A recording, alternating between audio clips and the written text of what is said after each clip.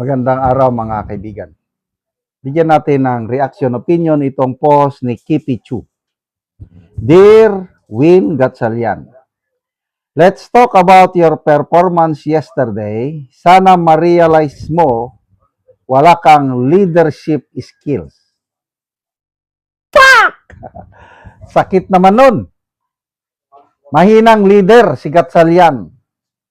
Yan ang sinasabi ni Kipi Chu. Bakit? Sasayin natin. Sabi mo sa Senate, work from home. Ako, nung mabasa ko yung memorandum signed by Senate Pro Tempore Gatchalian, work from home.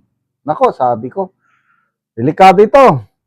Hindi matutuloy ang Blue Ribbon hearing kasi may utos ang bagong leader ng Senado, Gatchalian, work from home. Wala. So, yun ang unang battleground yesterday. Kung susundin ba ng Senate employees si Gatchalian. Nag-utos din si SP Cayetano, tuloy ang hearing. So, anong nangyari? Ito, daming pumasok. So, sino ang mas pinapaniwalaan ng mga Senate personnel? Gatchalian or Cayetano? Kayo na ang humusga. Ang daming pumasok. Habang nagpre-press con ka, may mga staff na nag-aayos ng upuan para matuloy ang Blue Ribbon. So, 1-0. Talo si Gatchalian. Ang galing nitong si Kipi Chu, no? Okay. Sabi mo sa Senate, uwi na ng 10 a.m. Nag-extend yung hearing hanggang hapon. Wala pa rin nakinig sa kanya. 2-0.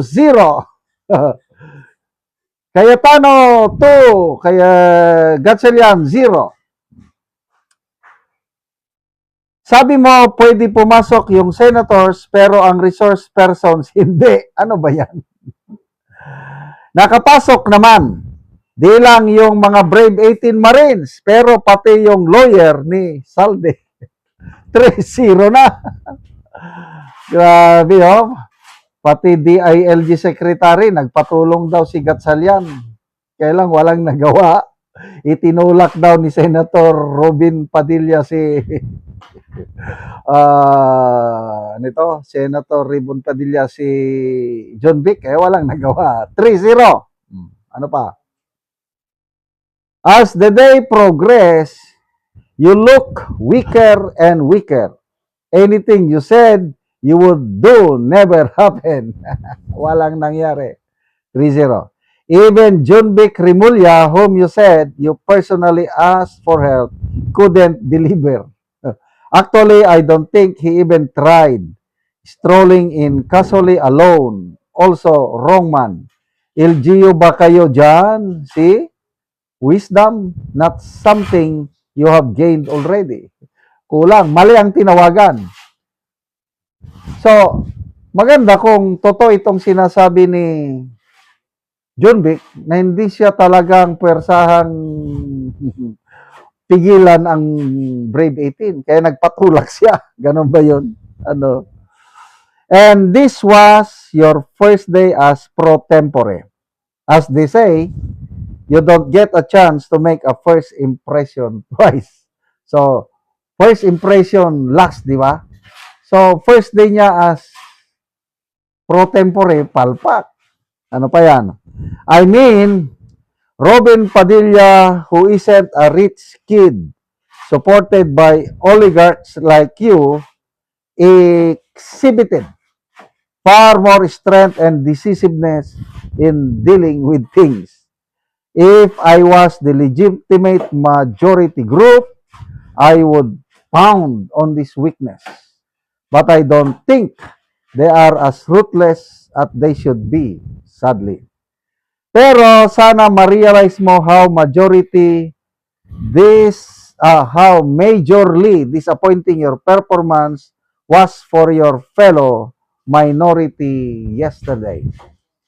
Kung ako, si Alan Peter Cayetano, I would not relinquish my seat so easily for someone who doesn't have a commanding presence and power, plus wisdom, plus legal know-how. Hindi naman siya abogado. Ano bang experience siya? Nagmayor ba siya ng Valenzuela, yung teritoryo nila? Nagmayor ba siya dyan? Yun lang ang kanyang ano. In ancient Rome, people like you would not survive in the real and ruthless world of politics, where you are not cosseted by oligarchs. Real politicians would smell weakness and pounce. You're lucky to be a lawmaker in 2026, where men of your character are still able to flourish. But exactly, come to think of it, maybe you are exactly the kind of politician they need for what they want to happen. Right man on the right job daw si Gatchalian dahil nga mahinang leadership niya, kaya walang nangyari. Panalong panalo ang Cayetano Black kahapon. Lahat ng gusto nilang matupad, natupad. Gatchalian, better luck next time. Tignan nyo ang nag-comment, nag-react. 15,000. Nag-react, 12,000 ang nag-like, 2,600 ang nag-love, 182 lang ang tumatawa. Ibig sabihin, 99% sa netizens pumapabor sa grupo ni SP Cayetano. Wala pang 1% ang naniniwala dito sa grupo ni Gatchalian. Kawawa naman sila. Okay, so tingnan natin ang reaction Attorney Trix Angeles, excuse me, first day as alleged Speaker pro tempore, the presumption does not rest in his favor. Jaril Kabanayan, it's not because he's weak, it's because APC is strong. Tama, I agree. Very strong ang leadership ni Senator Alan Peter. And he has a lot of wisdom. Yan ang nakita ko sa kanya. Dahil he is a God-fearing man. Salamat mga kaibigan sa inyong pagsubaybay sa channel na ito.